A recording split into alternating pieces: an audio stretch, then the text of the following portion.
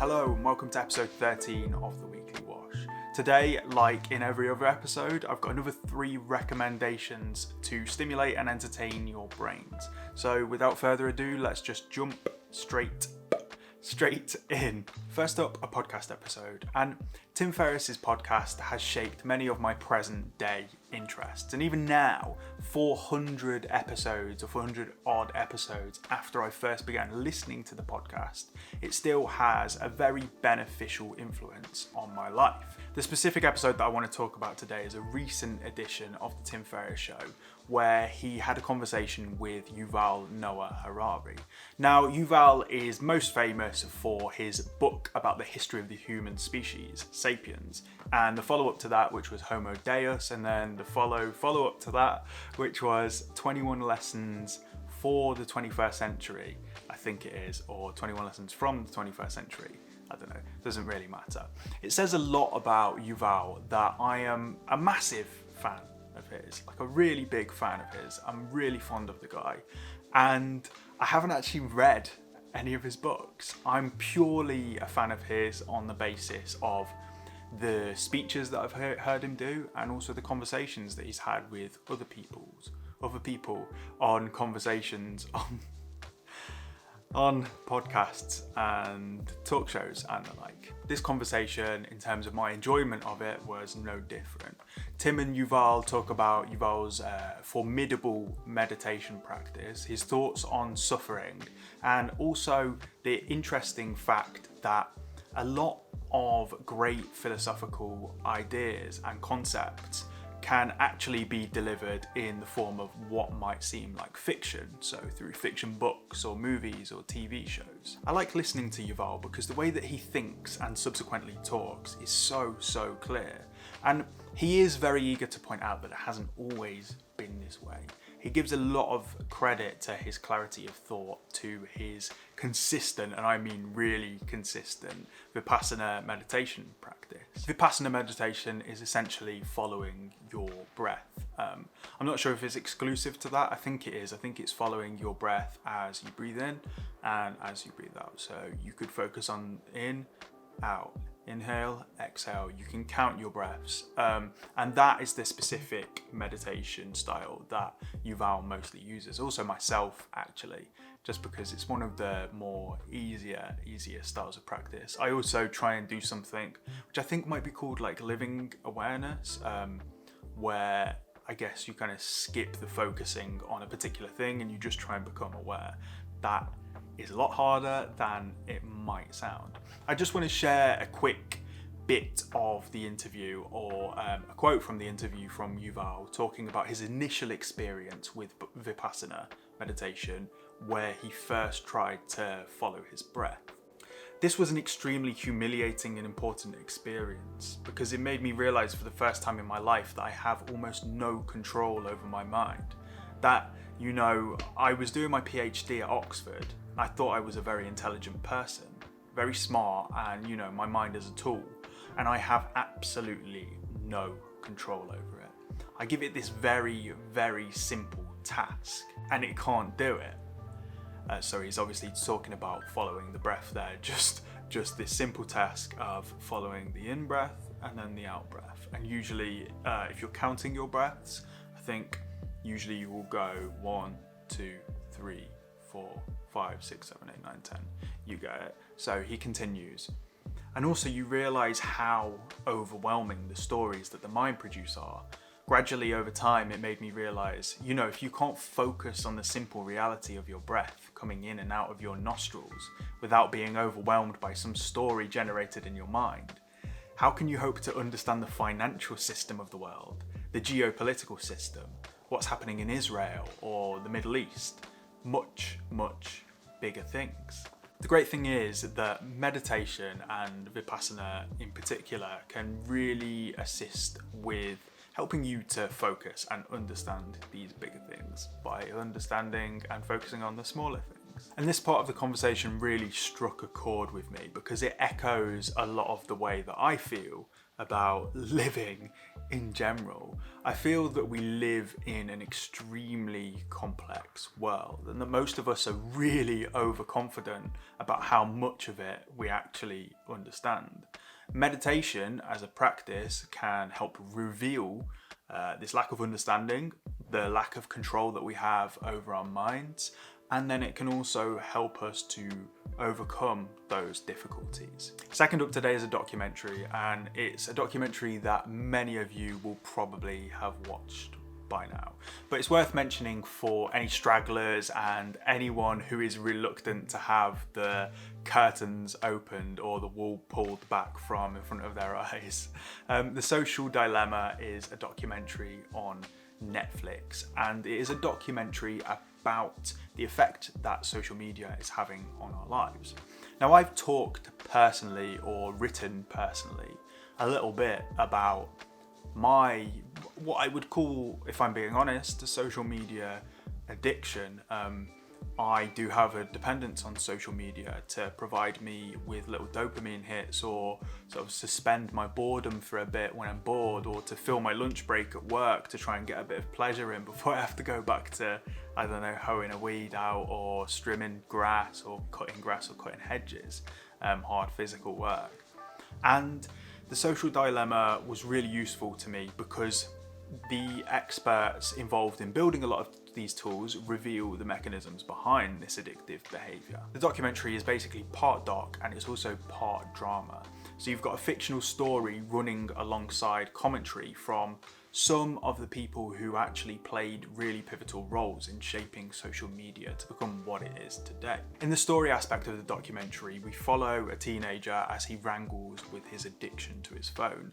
Meanwhile, at the same time, the experts give us insight as to the particular tools that are responsible for forcing him into engagement. It's pretty scary, really. And one of the big sort of horrifying revelations from this, I mean, we all kind of know this to some extent, and we are willfully ignorant in kind of hiding it from ourselves. But what social media platforms do is that they develop something of a profile for you from your use. So with every like, with every watch of a video, with every retweet, they basically hone this profile of you to become more and more detailed, so they can know exactly what they need to do, exactly what they need to invite you to do, so that they can get you onto this social media platform and keep you there. On top of this, due to the emphasis placed on retaining your attention, the algorithms of YouTube, Facebook, Twitter, etc. basically lean more towards showing you things that are going to outrage you. So conspiracy theories or violence, or maybe even on YouTube videos of a slightly sexual nature. I mean, they can only be so sexual on YouTube, but they might be sort of slightly inviting. There's a thing right now where basically it's No Nut November right now. So the idea is that guys will abstain from masturbation. And for some reason, a lot of people do it. I understand why people do it, why people want to do it all at one time in November. It's all a bit weird, isn't it? Like, the internet's pretty weird. But then I've seen that there are videos that basically try and bait people into failing No Nut November, which is just a little bit bizarre, really. I mean, I don't really understand it, but there we go. Sex is a powerful, powerful motivator.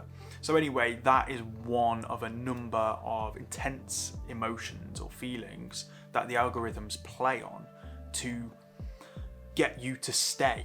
It's sad because a lot of these are negative emotions, say anger and outrage, and I guess being upset or offended at something.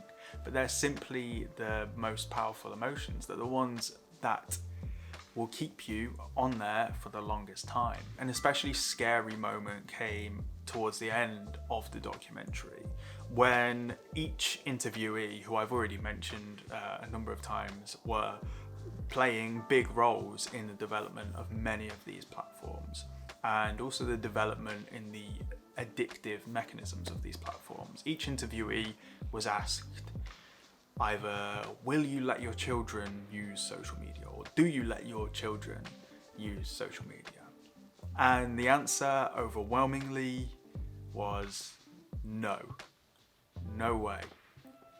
So there we go. I think many of us are addicted or at least dependent on social media. And watching The Social Dilemma isn't going to cure you, but it will at least help you to understand what's going on a little bit better, and understand that if we do not try our best to be in control of our own lives and be aware of the other forces that may exert their control over us, then we're not going to live the lives, the intentional lives that we want to. We're not going to do the things that we want. We're not going to behave the way that we want to.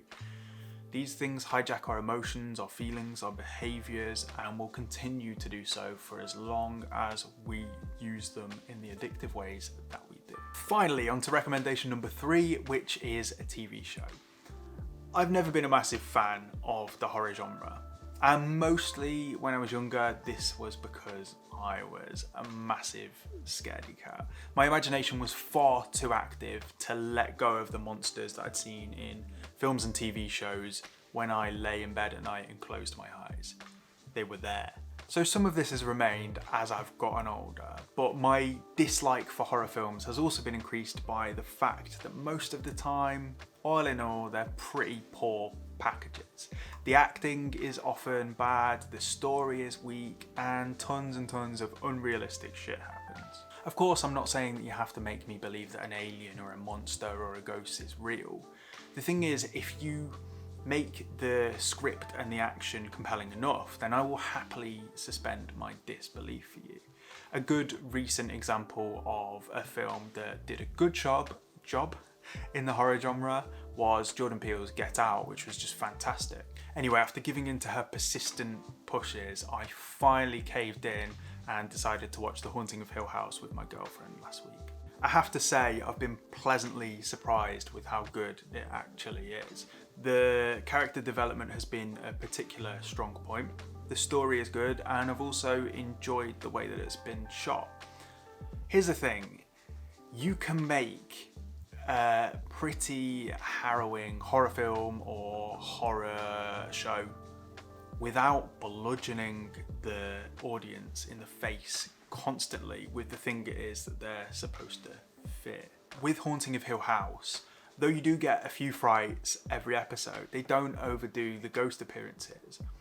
Fear is strongest within our own minds, and when you're overly liberal with, say, the ghost appearances or the monster appearances or whatever, you can dull that fear quite a lot. I finished the show a couple of days ago and I just thought it was brilliant. It was really good and I highly recommend it. The last episode was particularly good. I think it's my favourite episode all in all, along with the one that is about the character Luke. I really like that one as well.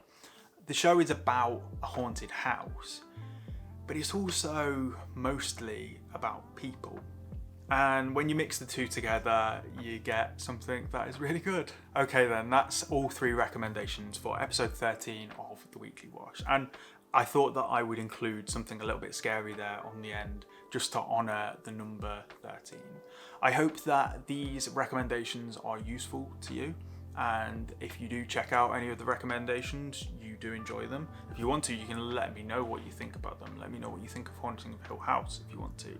Let me know what you think of Yuval Noah Harari on Tim Ferriss. And let me know what you think of whatever was in the middle, because I can't recall that from my mind and I don't want to do another take of this bit of script. I don't do this often because I find it annoying when other people do it. But if you enjoy these videos that I make, maybe you click in from another platform that I post on, Instagram or Twitter or whatever, please like and subscribe the videos. It gives me a slight ego boost, although these ego hits are really low when you're still on like 40 subscribers and like 20 views or whatever. But we take what we can get because we've got to feed off something in these dark times. Yeah, like or subscribe the video. Subscribe is more useful to me. You can go to my other social media things. Check out the website, jackandthewash.com. All of these videos are on there. There's also all 51 editions of the Daily Wash, which was originally my daily writing project. Now is a daily writing and video project. It's still not completely daily, but we're getting there. We will get there eventually. It's an ideal. It's not expected to happen immediately. I guess that'll be it for now. Take care, and I'll see you next week. Bye bye.